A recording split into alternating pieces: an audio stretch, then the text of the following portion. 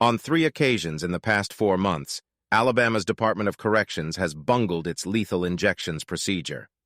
At 7:57 p.m. on the 17th of November, prison guards entered the death cell at Holman Correctional Facility in Atmore, South Alabama, where Kenneth Smith was awaiting execution by lethal injection for the 1988 murder for hire of a preacher's wife.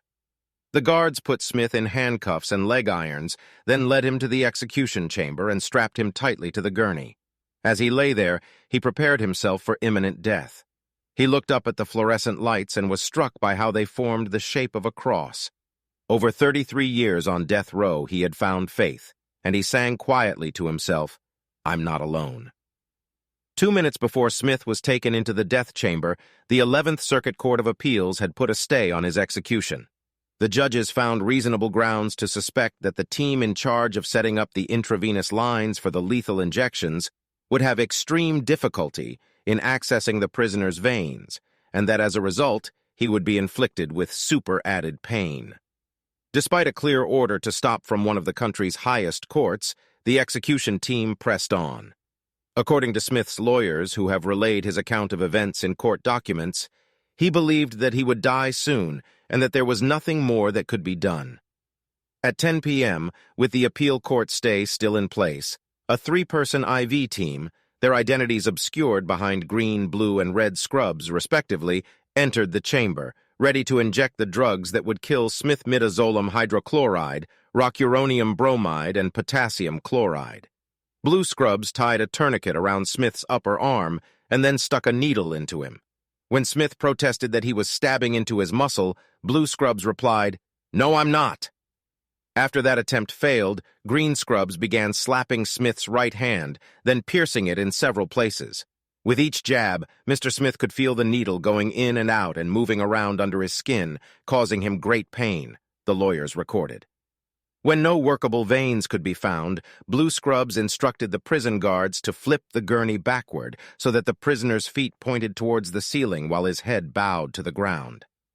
Smith now found himself, curiously for a man of religion, in an inverse crucifixion. Then the IV team left the chamber, leaving him in that position for several minutes. On their return, they righted the gurney. Red Scrubs, swathed now in face mask and shield to protect himself from splattering blood, produced a large-gauge needle.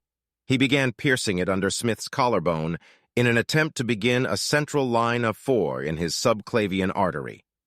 After 5 or 6 jabs, still with no success, a deputy warden moved Smith's head to the side to provide a clearer run for the needle. By now, the condemned prisoner was in excruciating pain, according to his lawyers. When Smith protested, the deputy warden, clasping his head, reportedly told him, "Kenny, this is for your own good." What is it like to survive an execution attempt in the U.S.? Normally, there's no one to tell the tale, but these are not normal times, especially in Alabama. On 3 occasions in the past 4 months, Alabama's Department of Corrections has bungled its lethal injections procedure. In each case, IV teams struggled for hours to find a vein through which to pour the lethal cocktail set out in the state's execution protocols. 2 of those times, after hours of prodding and jabbing, piercing and stabbing, they were forced to admit defeat. The prisoners did, almost unthinkably, live to tell the tale. A recent series of disturbing death chamber encounters in Alabama and other states, following a troubling history, has put the spotlight back on lethal injections as the main method of capital punishment in the U.S. The confluence of stories has been so alarming that some observers have begun to wonder whether the narrative that has stood for more than half a century that lethal injections are a medically informed, dignified way for states to kill people is finally unraveling.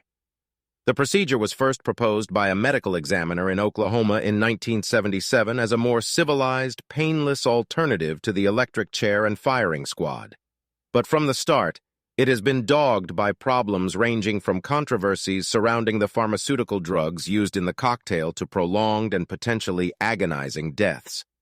Not only have death penalty states struggled to acquire execution drugs under a global boycott by drug companies, but they have also found it hard to contract skilled medical practitioners to administer the IV lines.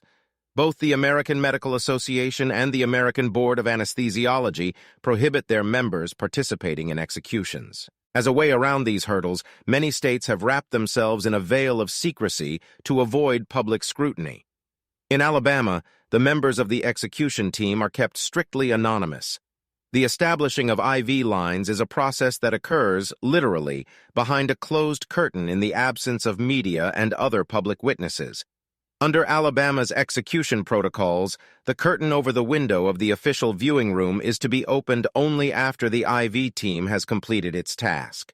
As a result, the only people who know precisely what happened to Smith inside the death chamber are the prisoner himself and his unnamed executioners.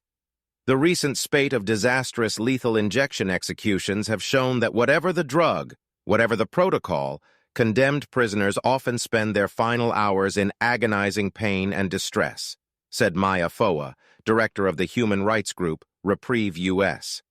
With each gruesome scene in the death chamber, we are witnessing the consequences of persisting with a broken method of execution in real time.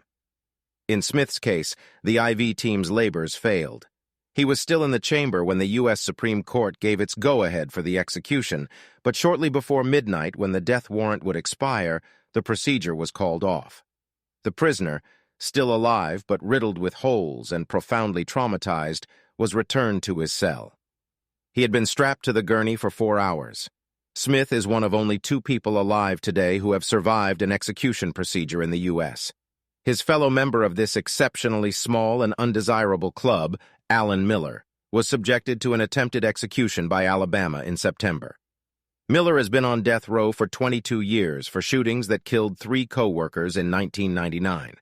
At 10 p.m. on the 22nd of September, he was taken into the death chamber at Holman and put through what his lawyers claim was physical and mental torture. Miller's attorneys described what happened in a court filing. He was repeatedly punctured over 90 minutes as he lay on the gurney. Miller's legal team had flagged up in litigation that doctors had struggled to gain access to his veins throughout his adult life. In fact, the prisoner was so worried that lethal injection would go horribly wrong that he opted, as was his right under Alabama law, to die by lethal gas via nitrogen hypoxia. Alabama ignored the request. Miller's IV team, green scrubs and aqua scrubs this time, proceeded to make what his lawyers described as a tour of the prisoner's body. Left arm, right hand, inner left arm, right foot, left foot. Each body part was pierced multiple times in an increasingly desperate and ultimately futile search for an accessible vein, sometimes with them both probing different parts with needles simultaneously. Like Smith, Miller was also swung vertically, suspended in the crucifix position, albeit with his head up, for an estimated 20 minutes. By the time they lowered him, blood was leaking from his wounds. Shortly before midnight, he was told, "Your execution has been postponed." He spent the next several days curled up in the fetal position in his cell. In a rare personal account, Rommel Broom self-published a book, Survivor on Death Row, in which he described being poked for 2 hours by Ohio executioners in September 2009 before the procedure was aborted. According to Broom, who was convicted of raping and murdering a child in 1984, he was probed more than 100 times all over his body by officials unsuccessfully seeking a vein. After the failed execution attempt, the authorities kept at him, setting a new death warrant for June 2020. When Broom objected that it would be unconstitutional to try and execute him twice, the state argued that an execution only begins once the lethal drugs are in your bloodstream. Broom said of this catch-22, "Once the chemicals enter your system, you're as good as dead, so you would have no right of appeal." The pandemic forced a delay in Broom's execution, but then he died in prison of complications from coronavirus in December 2020.